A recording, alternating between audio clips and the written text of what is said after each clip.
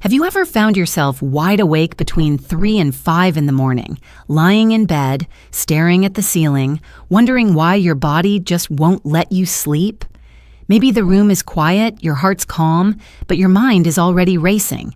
And you ask yourself, why now? Why this time of night? Again?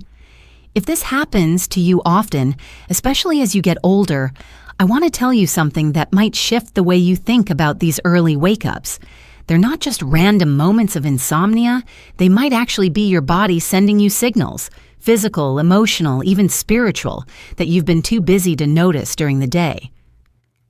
In today's video, I'm going to walk you through 5 powerful things you can do when you wake up at this hour. And no, it's not about forcing yourself back to sleep or staring at your phone until the sun rises. It's about listening. It's about tuning in to what your body and mind might be trying to tell you in those quiet in-between hours.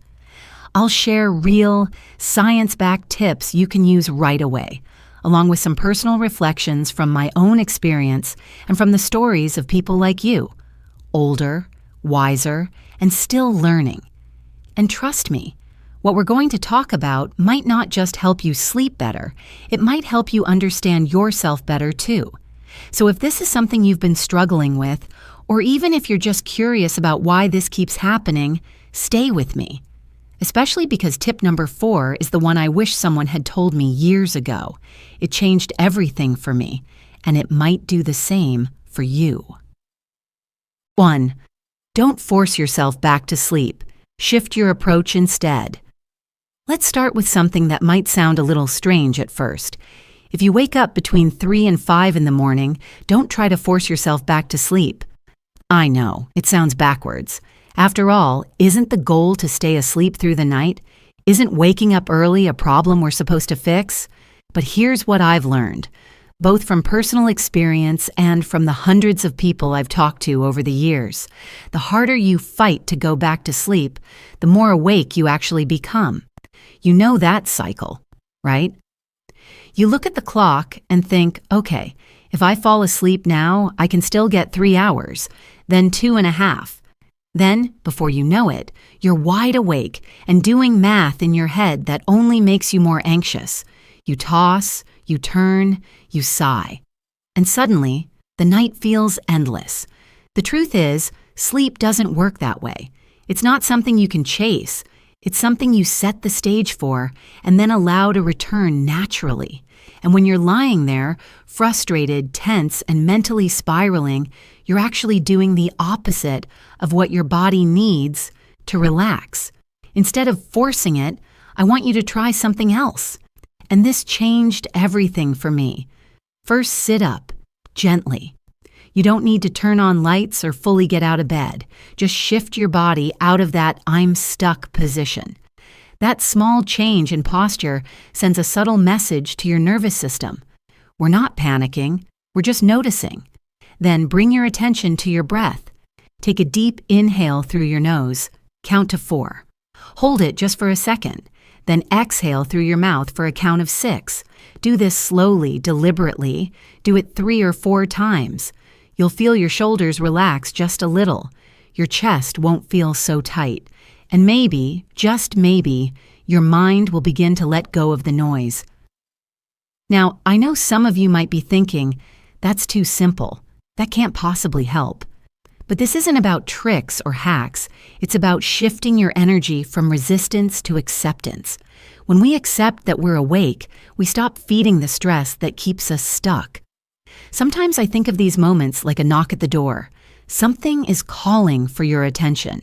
And instead of slamming that door shut, what if you opened it just a little and asked, what is it you're trying to show me?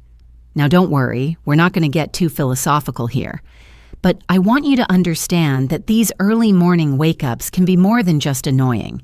They can be meaningful. They can be an invitation to check in with yourself in a way you don't usually get to during the busy daytime. So next time it happens, don't fight it. Don't judge it. Don't tell yourself something's wrong. Just breathe. Adjust. Let your body know that it's safe. Let your mind know that it's being heard. And maybe, just maybe, you'll find that sleep comes back to you on its own, not as something you forced, but as something you allowed.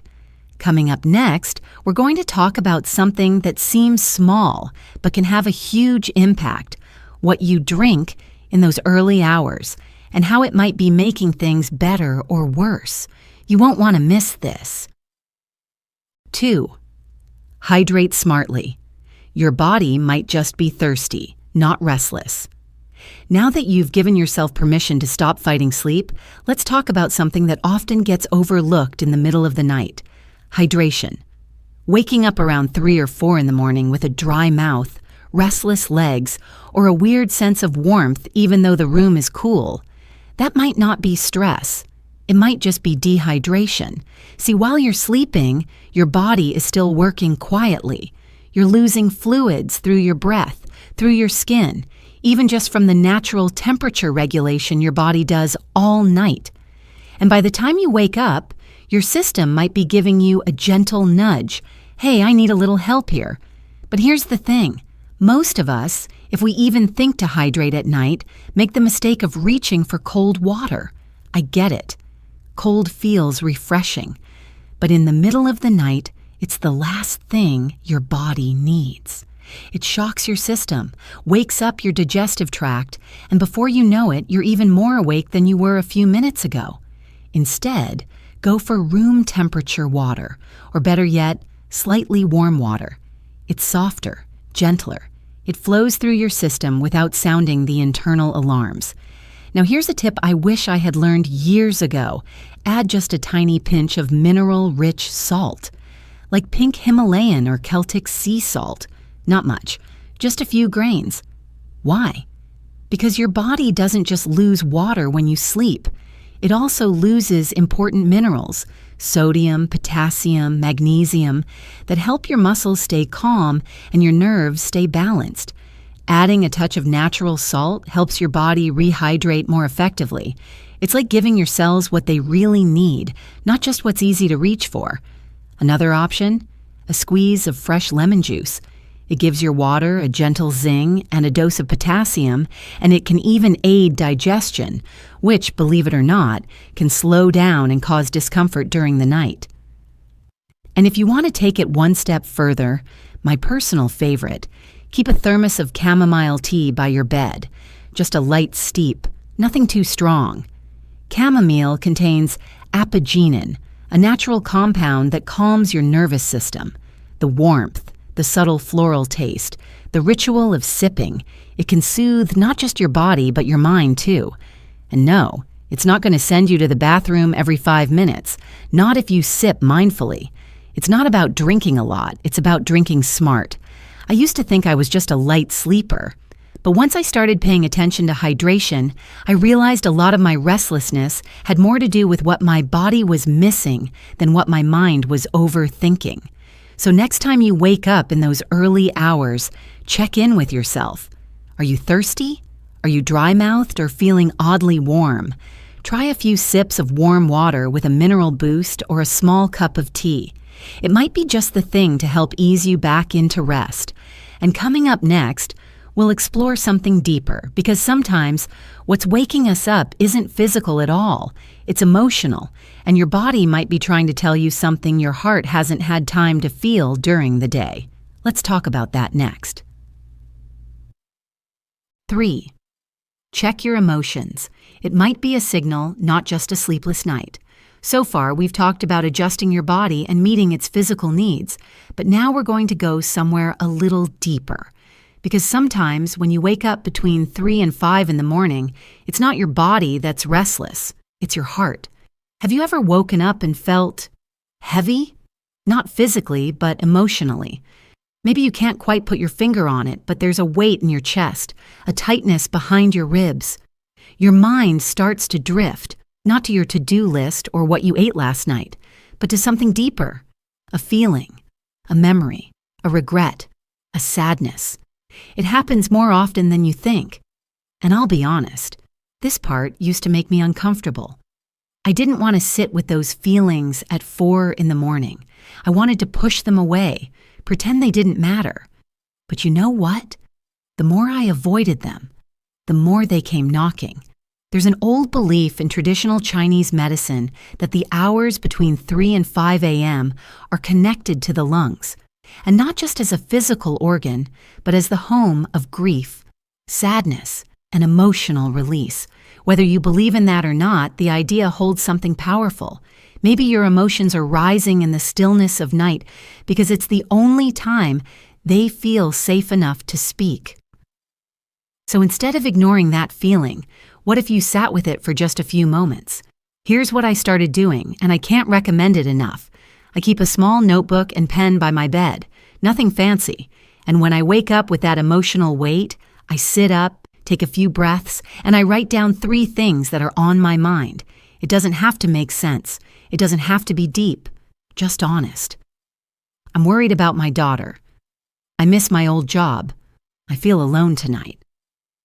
Putting those thoughts on paper doesn't fix them, but it frees you from holding them in. It tells your nervous system, hey, we've acknowledged this. It's okay to rest now. If writing's not your thing, just breathe through it. Inhale through your nose for a count of 4, exhale through your mouth for 6. As you breathe out, try saying to yourself, either out loud or in your mind, I release this for now. Not forever, just for now. Give yourself permission to rest, even if life feels messy or unfinished. Science even backs this up. Studies have shown that nighttime journaling and intentional breathing reduce anxiety, improve sleep, and help lower nighttime cortisol, the stress hormone that loves to stir things up when everything else is quiet.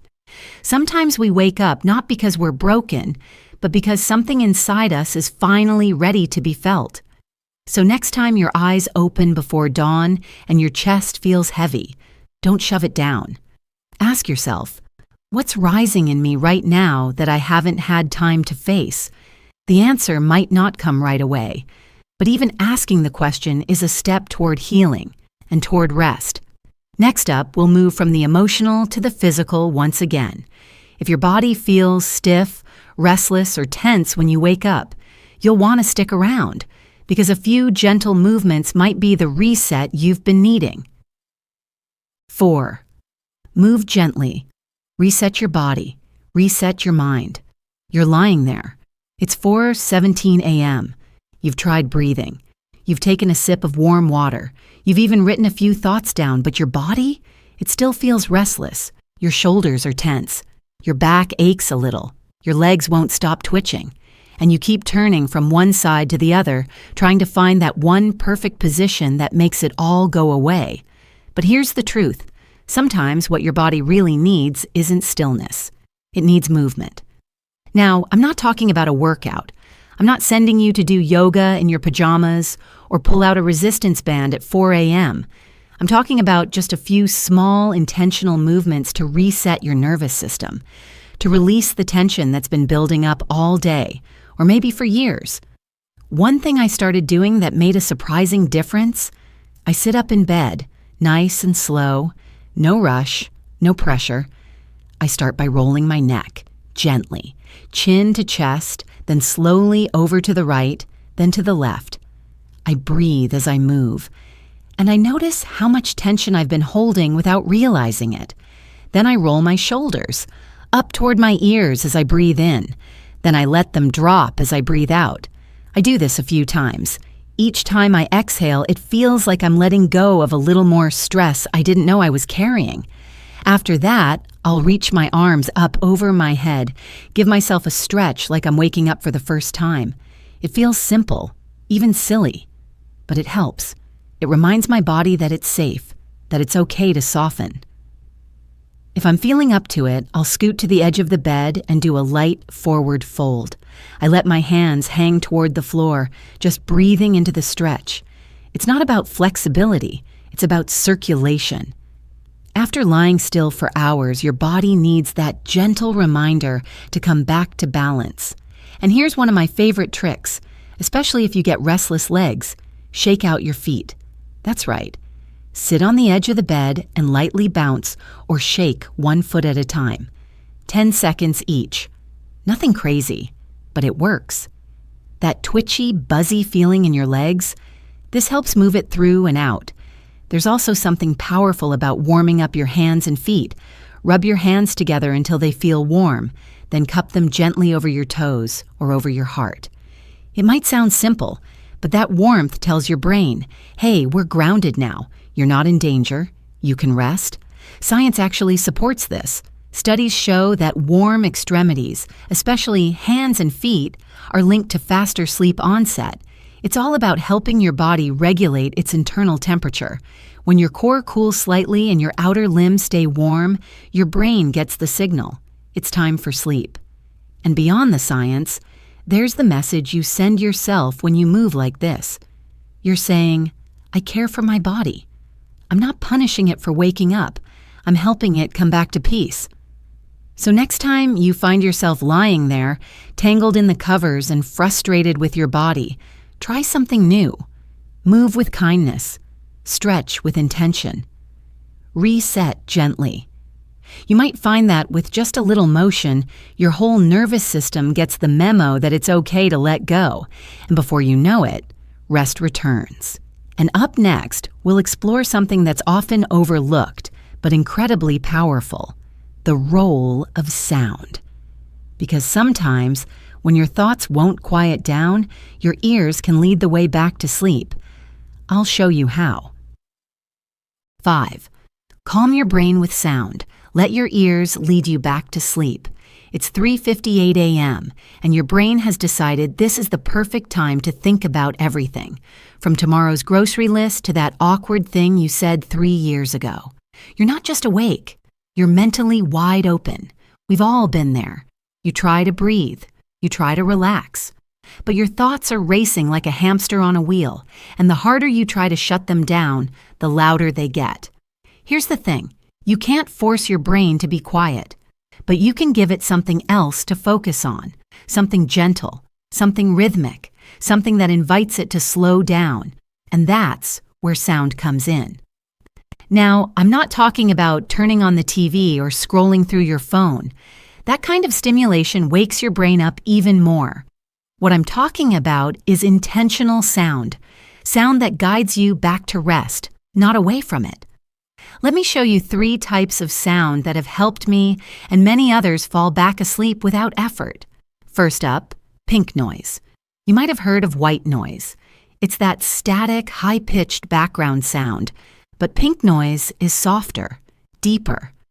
Think of the sound of gentle rain, waves lapping on a shore, or wind rustling through trees. It's the kind of background sound that wraps around you like a warm blanket.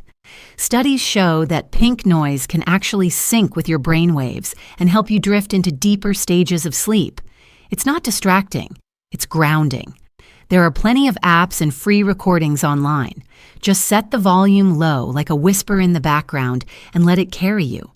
Next, if you need a little more guidance, try a short guided sleep meditation, something 5 to 10 minutes long. Look for one with a soft, calm voice, not too dramatic, not too scripted. The goal isn't to be inspired, it's to be soothed. A good one might walk you through a simple body scan or help you breathe with intention. And that soft voice gives your brain something steady to follow instead of chasing thoughts all over the place. Personally, I have 1 or 2 I come back to often, and it's like my brain knows, oh, it's this one again, time to wind down. And finally, here's one more you might not expect. A monotone audiobook or podcast. That's right, something kind of boring, kind of slow, with no plot twists or cliffhangers. Think of it like a bedtime story for grown-ups, a calm narrator talking about the history of moss or the details of Victorian gardens, something your brain can listen to just enough to stop spiraling, but not so much that it stays engaged. It's funny, but I once fell asleep listening to a podcast about cloud classifications. I never made it past cirrus clouds. Whatever sound you choose, here are 2 tips. 1. Use a sleep timer so the audio doesn't play all night. And 2, keep the volume low, just loud enough to hear, not loud enough to stimulate. You want it to be the gentle voice in the next room, not a performance in your ear. Because the truth is, your brain loves patterns. It craves rhythm. And when your thoughts are spinning, sound can help shift your system from high alert to low power. It's not about distraction, it's about redirection. So next time your brain won't settle, let your ears take the lead. Pick a sound, keep it simple, and allow it to carry you gently back to rest. And now that we've covered all 5 parts, let's take a moment to bring it all together. So let's take a breath together and reflect. You've just explored 5 gentle but powerful ways to turn those early morning wake-ups, those quiet, sometimes frustrating hours between 3 and 5 a.m., into something meaningful, maybe even beautiful. Let's recap what we've learned. First, don't fight your wakefulness. Shift your energy instead. Sit up, breathe, accept the moment rather than resist it. Second, hydrate smartly. Your body may not be broken. It might just be asking for a little water, a little warmth, and a little care. Third, check in with your emotions. That heaviness you feel might not be random. It might be your heart asking for a moment of your attention. Fourth, move gently. A few simple stretches, a soft shoulder roll, a quiet signal to your body that it's okay to let go. And fifth, calm your mind with sound. Let pink noise, a soft voice, or a sleepy audiobook guide your thoughts toward rest instead of racing. These steps aren't just about sleep. They're about listening to your body, to your mind, and to your deeper self, the part of you that's still wise and whole, even at 4 a.m. I want you to remember this. You are not broken because you wake up early. You are not failing. In fact, you might be on the edge of understanding something your busy daytime never gives you the space to hear. Sometimes the night wakes us, not to punish us, but to return us to ourselves. So the next time your eyes open in the stillness, don't panic. Don't rush to fix it. Instead, see it for what it might be, an invitation, a quiet moment of self-care, a pause, a breath, a chance to come home to yourself. If this video spoke to you, if even one part of it made you feel more seen, more understood, I'd love to hear from you. Tell me in the comments which part you're going to try first, or share your own nighttime routine. Let's learn from each other. And if you haven't yet, I invite you to subscribe to this channel. We talk about life after 50, aging with grace, and all the small moments, like this one, that make life richer. I hope you'll stay connected. Until next time, take care of yourself, especially in the quiet hours. They might just be the most important ones of all.